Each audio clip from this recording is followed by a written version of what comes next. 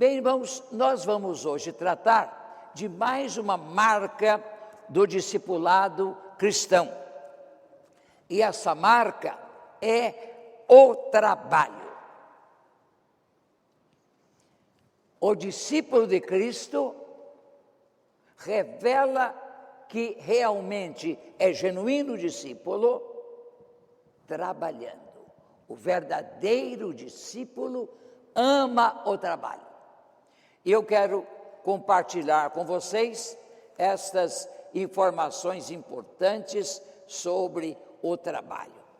Meus irmãos, o discípulo de Cristo, e cada um de nós aqui há discípulos e discípulas, o discípulo compreende a natureza e importância do trabalho e por ele rende graças a Deus. Está sendo reproduzido lá para que vocês empreguem 2 sentidos para reter as coisas: a audição e a visão.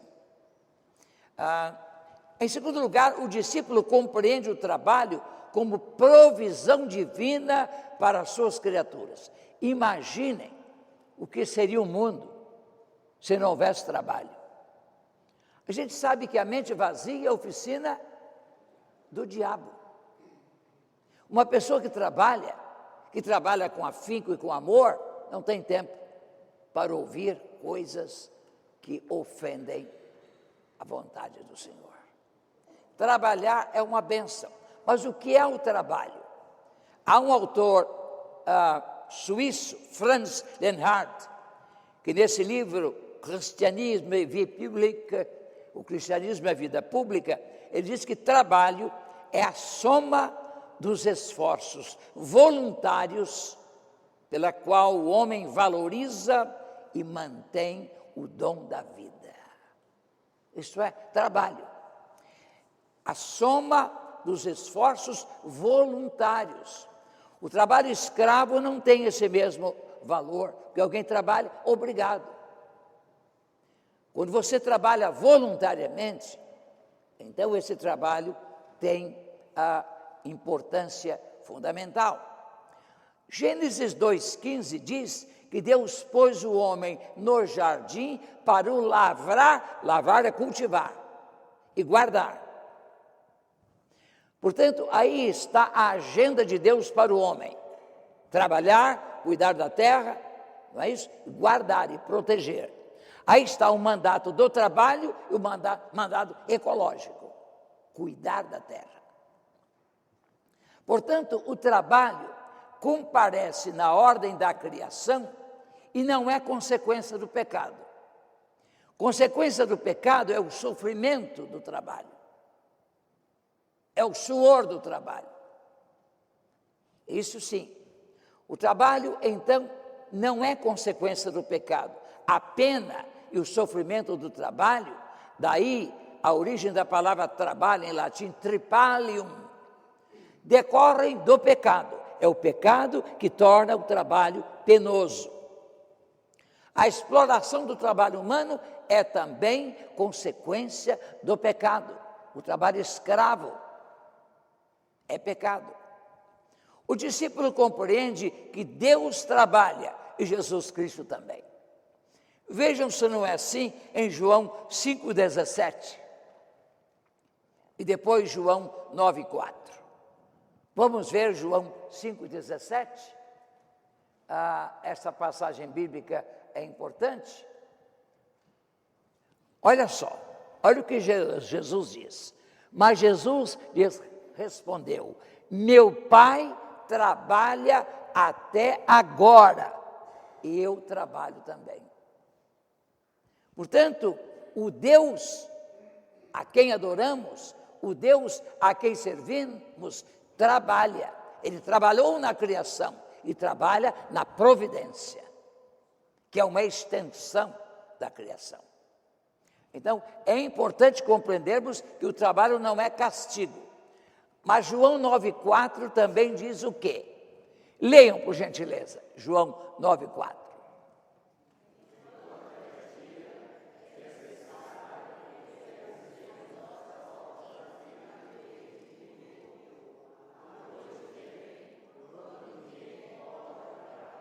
temos de trabalhar durante o dia, enquanto é dia. Eu sei que alguns têm hábitos noturnos, como o gato.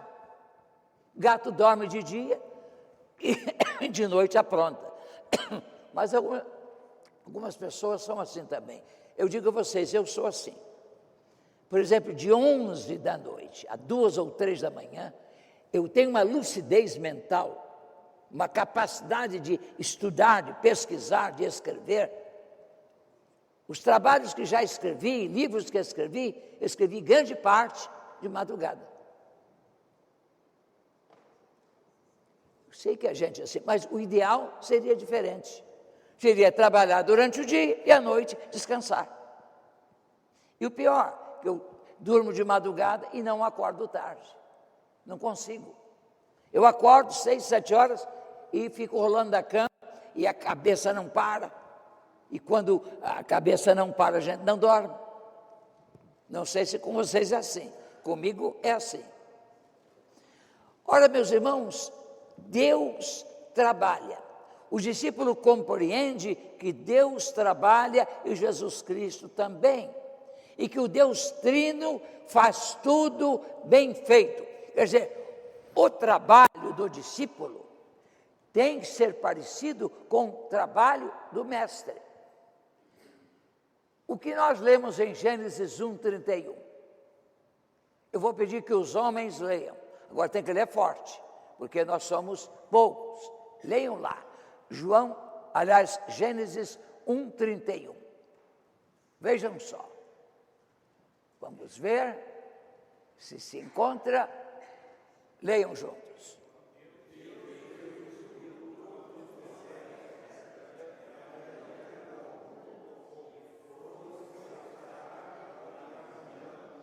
Vamos ler a uma voz só, ritmadamente. Vamos ler juntos? E Deus viu tudo quanto fizera, e era muito bom. E foram-se a tarde e amanhã o 6º dia. Quer dizer, Deus não só trabalha, como faz bem feito o seu trabalho. Quando você faz um trabalho mal feito, uma comida mal feita, uma roupa mal feita, uma redação mal feita, quando você faz um trabalho mal feito, você não demonstra ser discípulo de Jesus. Porque o discípulo de Jesus trabalha bem e bem feito. Aquele que sabe fazer o bem e o não faz, comete pecado. Mas é preciso fazer o bem, bem feito. Então, é muito importante isso. O que é o bem feito? Você faz mais do que lhe pedem. Quando você faz estritamente o que lhe é pedido, você não fez o trabalho bem feito. O bem feito, quando você faz além do que se espera. O nosso trabalho deve fazer com que nós superemos até expectativas. Você vai fazer um bolo, coisa terrível para uma pessoa que faz um bolo, é o bolo quebrar-se quando sai da forma. A mulher fica triste. Eu gostava demais quando minha mulher errava. Raramente ela errava, porque eu comia o bolo, porque ela fazia sempre para a igreja. E às vezes para a construção. Bem, na igreja você compra.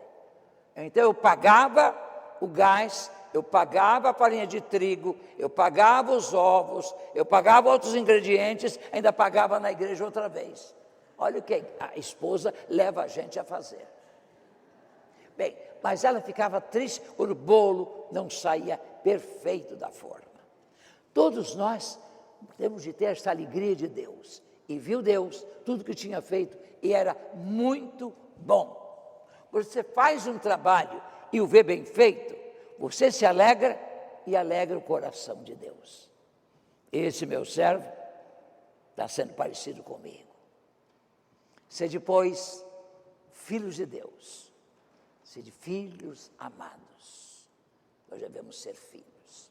Bem, irmãos, o discípulo compreende, então, essas coisas. Rui Barbosa diz muito bem no discurso que ele fez para o turno de 1920 da Faculdade de Direito do Largo de São Francisco, em março de 1921, o discurso chamado Oração aos Moços. E vejam o que Rui diz. Ele adoeceu lá no Rio de Janeiro, não pôde vir para a cerimônia, e outro leu o seu discurso. Vejam só, o que ele escreve. Está bem pequena aquela letra, hein? Se puder aumentar aquela letra, eu leio, mas leio apertando o olho. Eu leio, mas se aumentar um pouco fica melhor. Porque há muita gente, não é? Que os velhos desta igreja são para mim meninos. Todos têm 80, 82. Meninos, já jogava pedra na casa dos vizinhos, já brigava com colegas na rua. Na rua não, no interior, eu morei na roça. Então, todos são velhos, mas não tão velhos. Eu é que sou muito velho. Mas a gente procura dar o recado. Se não conseguir aumentar, mantenha aquela letra mesma. Eu leio. Aquela letra, eu leio. E tenho aqui o meu texto. Vejam só. Se não der, eu leio aqui. Oração e trabalho são os recursos mais poderosos na criação moral do homem. A oração é o íntimo sublimar-se da alma pelo contato com Deus. O trabalho é o inteirar, o desenvolver, o apurar das energias do corpo e do espírito, mediante a ação contínua sobre si mesmos e sobre o mundo onde labutamos. O indivíduo que trabalha acerca-se continuamente do autor de todas as coisas, tornando na sua obra, ou tomando mesmo na sua obra, uma parte de que depende também a dele. O Criador começa e a criatura acaba a criação de si própria. Quem quer, pois, que trabalhe, está em oração ao Senhor, oração pelos atos. Ela emparelha com a oração pelo culto. Nem pode ser que uma ande verdadeiramente sem a outra. Não é trabalho, de tal nome, o do mal, porque a malícia do trabalhador o contamina. Não é oração aceitável a do ocioso, porque a ociosidade a dessagra, ou tira o caráter de santidade. Mas quando o trabalho se junta à oração, e a oração com o trabalho, a segunda criação do homem, a criação do homem pelo homem, semelha, às vezes, em maravilhas, a criação do homem pelo divino Criador. Que página linda de nosso Rui Barbosa. Oração e trabalho. Quando você trabalha, você está orando. É interessante que a Bíblia diz: servir ao Senhor com alegria, louvai ao Senhor. Louvar é servir, é trabalhar. Então, o trabalho é santo. O trabalho é tão importante que Paulo exorta aos Tessalonicenses de maneira severa a propósito dos que não queriam trabalhar. Eu não sei se alguns da primeira igreja batista do Brás se encontram em situação semelhante à daqueles a que Paulo se refere. 2 Tessalonicenses 3, 10, 11 e 12. Vejam só o que diz esta palavra aqui, que é muito importante. Quando ainda estávamos convosco, vos ordenamos que se alguém não quer trabalhar, também não coma. Se vai emagrecer, vai fazer um regime. Porque se você não trabalha e come, você está comendo o trabalho de outro. Você está explorando o outro. Há jovens que não querem casar. Comem do pão, ganham pelo pai, pela mãe. Não querem casar. Para que casar? Roupa lavada, comidinha boa, quarto, suíte. Para que casar e assumir responsabilidade? Isso não é vida que Deus quer. Deus quer trabalho. O discípulo de Jesus trabalha, e trabalha bem, e produz bem. O seu trabalho é bem feito. As pessoas vêm, as pessoas celebram, as pessoas elogiam. Eu não elogiei domingo o trabalho daquele que faz a limpeza no meu prédio. Levo um tombo no 10º andar, às 5h10 da manhã, tudo escuro, eu caio no chão, eu no preto, porque era o dia de ceia e tudo, eu gosto de usar roupa escura. Eu então me arrastei pelo chão, não conseguia me levantar, me arrastei até a escada, desci 2 degraus, pus o pé, segurei no corrimão, fiquei em pé. Eu digo, devo estar todo sujo. E eu vou para a igreja assim mesmo. Pensei de as costas estar todas sujas, as pernas também. Só que não, estava limpinho, porque aquele rapaz fez uma boa limpeza. Eu elogiei depois. Quer dizer, o meu tom levou a elogiar o funcionário do prédio. Digo, como você trabalhou bem. O prédio estava limpinho. Meus irmãos, como é bom fazer um trabalho bem feito. Eu, por exemplo, quando estou com um parente no hospital e tenho de pernoitar lá, eu de madrugada às vezes acordo e fico vendo o trabalho do pessoal de limpeza. Eu digo a esse pessoal coisas que esse pessoal não costuma ver. Eu digo, vocês sabiam que o seu trabalho é importantíssimo? Se vocês falharem no seu trabalho, pode haver uma infecção generalizada neste hospital. Nenhum médico vai dar jeito, nenhum cientista vai dar jeito. Então, façam o seu trabalho com alegria e bem feito, que toda a sociedade agradece e Deus está vendo, vai compensar vocês. Sabe aqueles sorrinhos alegres? Pela madrugada fora, uma palavra de elogio. Você elogiou alguém hoje? Você falou a alguém hoje, muito obrigado pelo seu trabalho? Você elogiou alguém? Nós precisamos dessas manifestações de carinho. No mundo tão mau, tão violento. Versículos 10, 11 e 12. Porque ouvimos dizer que alguns entre vós, aí no Brás, vivem desocupados. Não, esse no Brás é o que acrescentei. Não querem trabalhar e se intrometem na vida alheia. Não sei por quê, que o preguiçoso é tão falador. Quem mais trabalha, fala menos. Quem menos trabalha ou não trabalha, fala mais. Os maledicentes costumam ser os mais preguiçosos do mundo. Não sei se você conhece algum preguiçoso, falador, falastrão, maldizente. Bem, Paulo oferece-nos normas importantes sobre o trabalho, inclusive dirigindo-se aos trabalhadores domésticos. Uns trabalhavam como escravos, outros como servos, eles eram remunerados. Mas vejam Colossenses 3, 22 a 24. Colossenses 3, nós devemos guardar isso para nós, como empregados. Por exemplo, você não tem o direito de ficar telefonando do trabalho para o maestro. Maestro, estou com dificuldade, não poder ir ao ensaio, eu sei que vem a cantata aí, mas eu não posso ir, e o trabalho deixando sempre ser feito. 10 minutos no telefone para se explicar.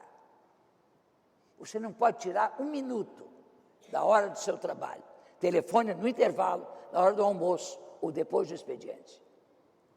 Você não deve defraudar o seu patrão, o seu empregador, a sua empresa. O bom discípulo é disciplinado.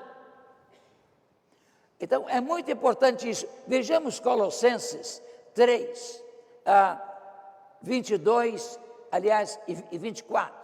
Sim, 22 a 24. Olha lá, escravos, porque eles eram escravos. Não é? Doloi. Obedecei em tudo a vossos senhores deste mundo, não servindo só quando observados. Geralmente, alguns trabalham quando o chefe está presente. Está vendo? Eu trabalhei no INIC, entidade que existiu na década de 50, 60, Instituto Nacional de Imigração e Colonização.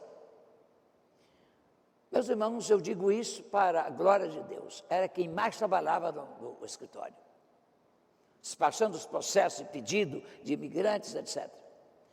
Quando sabiam que o diretor do INIC ia fazer uma visita a todas as sessões, todo mundo voltava ao escritório, parecia que não havia mais lugar. E, às vezes, molhavam o rosto como se fosse suor, molhavam de água. Tudo aparente. E eu estava lá carregando essa turma no ombro. Crente é assim, crente trabalha desse jeito. Se o colega fala, você faz o trabalho. A empresa não pode perder. Então, veja, não servindo só quando observados, como quem quer agradar os homens, mas de coração íntegro, temendo o Senhor. Adiante. E tudo quanto fizerdes, o menor trabalho que seja, tudo quanto fizerdes, fazei de coração, como se fizesseis ao Senhor e não aos homens. Talvez seu patrão não mereça, mas ele paga o seu salário. Talvez seu chefe não mereça, mas ele é o seu chefe. Mas você trabalha para o Senhor. O galardão, o salário aqui pode ser pequeno, mas o galardão da sua fidelidade certamente virá. Então, Deus vê o nosso trabalho. O crente tem consciência de que o seu trabalho, lá na fábrica, lá no escritório, o seu trabalho é feito para o Senhor. Em Tito 2, 9 e 10. Tito 2, 9 e 10. Vejam essas declarações de Paulo. Eu estou falando sobre o trabalho como um sinal de um discipulado genuíno. E trabalhar bem, trabalhar com alegria. Quando você trabalha alegre, o trabalho sai bem feito. Faça um bolo aborrecido. O bolo não vai ficar bom. Um arroz. Eu já fui convidado a almoçar em certas casas. Arroz queimado. Bife passado demais do ponto. Eu logo descubro que o cozinheiro ou cozinheira não é do ramo. Não faz com alegria. Agora, quando o trabalho é bem feito, a pessoa, o chefe ou a mulher, a cozinheira, servem e ficam observando com um sorriso como a gente come. E quando diz, que delícia, o coração dela vibra, porque foi bem feito. Tudo que você fizer, faça bem feito, para a glória de Deus. Deus abençoa você no seu trabalho. Exorta os servos, aqui empregados, para que sejam submissos a seus senhores em tudo, agradando-os sem reclamar. Há gente que vive reclamando da sorte. Não reclame, rapaz, você tem trabalho. Há milhares que não têm trabalho. Você tem um emprego, tem um trabalho. Muita gente quer emprego, mas não trabalho. Você tem emprego e trabalho. Trabalhe bem, para que todos gostem do seu trabalho. O seu trabalho é atender a público, atenda com um sorriso, não com a cara feia. Em repartição pública é usual isso. O funcionário atende com cara feia. Primeira resposta dele é não. Então chegue com um sorriso. Eu geralmente chego na repartição pública com um sorriso. Porque o sorriso faz o outro sorrir. Mas se você vai com cara feia também, não dá. Dois bicudos não se beijam. Não é isso? É o que diz o ditado popular. Exorta os servos e que não furtem. Olha, não furtem. Você não tem o direito de apropriar-se do que é de outrem. Não furtem. Qual a diferença entre roubar e furtar? Vocês sabem. Furtar é tirar sem conhecimento do outro, ou autorização de outro. Roubar é tirar violentamente, tirar contra a vontade. Interessante que a Bíblia diz quanto ao dízimo, não roubarás ao Senhor teu Deus. É muito sério. Ele não consente, não. A gente tem que ser fiel. Bem, e que não furtem. Em vez disso, devem demonstrar perfeita lealdade, para que em tudo mostrem a beleza da doutrina de Deus. Quando nós trabalhamos bem e honestamente, nós mostramos a beleza de nossa fé, a beleza da doutrina. As pessoas se sentirão atraídas para o Evangelho. Essa gente crente é diferente. A síndica do meu prédio, que veio domingo aqui, domingo há quase 15 dias, ela me disse isso: pastor, depois que entraram esses funcionários crentes, a atmosfera do prédio mudou. A maledicência acabou. Que coisa boa, isso é testemunho.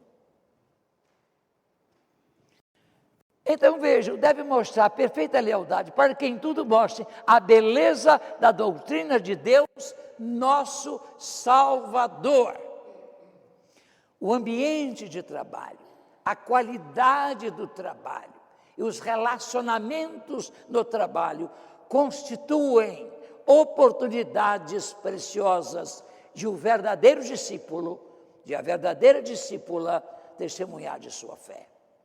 Mais tempo passamos no trabalho do que em casa. Temos mais contatos com pessoas no ambiente de trabalho do que no seio da família. Não é verdade? Conhecemos mais os nossos colegas de trabalho do que os nossos parentes, se a família é muito grande. Então, temos que exercer uma influência positiva no nosso ambiente de trabalho. Portanto, é no trabalho e nos relacionamentos, no ambiente de trabalho, que havemos de derramar a luz e misturar o sal de um testemunho importante. Relembrando as palavras de Jesus do Sermão do Monte, Mateus 5, 13 a 16. Vamos ler este texto? Vamos ler juntos este trecho bíblico? Vamos ler juntos? Vós sois o sal da terra. Vamos ler diferente. Não, nós somos o sal da terra. Tá? Vamos aplicar a nós. Vamos ler, eu chamo leitura meditativa, em que você aplica a você o ensino bíblico. Vamos pôr tudo da primeira pessoa do plural. Vamos ler. Nós somos o sal da terra. Mas se o sal perder suas qualidades, como restaurá-lo? Para nada mais presta, senão para ser jogado fora e pisado pelos homens. Nós somos a luz do mundo. Não se pode esconder uma cidade situada sobre um monte. Nem os que acendem uma candeia, uma lâmpada, a colocam debaixo de um cesto, mas no velador, e assim ilumina a todos que estão na casa. Assim resplandeça a nossa luz diante dos homens, para que vejam as nossas boas obras e glorifiquem a nosso Pai que está nos céus. É isso, gente. Está claro. Então, a semelhança de Jesus, que se tornou carne e habitou entre nós e serviu entre nós, revelando a glória de Deus, a graça de Deus e a verdade de uma vida santa, havemos de encarnar nossa fé no trabalho. Jesus aprendeu o ofício, ele trabalhou na carpintaria de seu pai, putativo. Garanto que Jesus fez as peças mais bem feitas. Diz uma tradição, que uma vez Jesus, lá na oficina de José, abriu os braços para pegar alguma peça de madeira e viu na parede a sombra de uma cruz, como que antecipando o dia em que ele seria crucificado por nossos pecados. E o fez voluntariamente. Jesus não foi mártir do Calvário, ele foi o Redentor, ele espontaneamente. Vejam só o que lembram Sherman Hendricks, com muita propriedade, que o ambiente de trabalho tem se tornado a arena mais estratégica para o pensar e influenciar dos cristãos hoje em dia. Pois o trabalho tem cada vez sido definido, tem definido a maneira como a vida é vivida.